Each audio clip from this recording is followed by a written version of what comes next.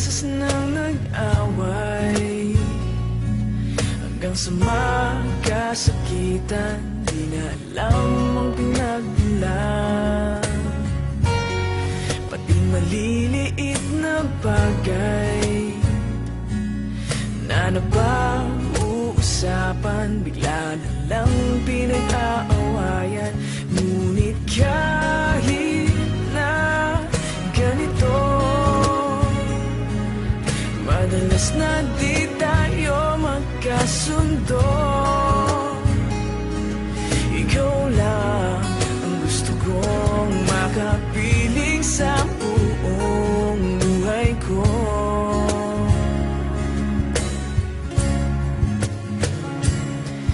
Kahit na binabato mo ako ng kung ano-ano, ikaw pa rin ang gusto ko. Kahit na sinasampal mo ako at sinisip at nasusugatan mo, ikaw pa rin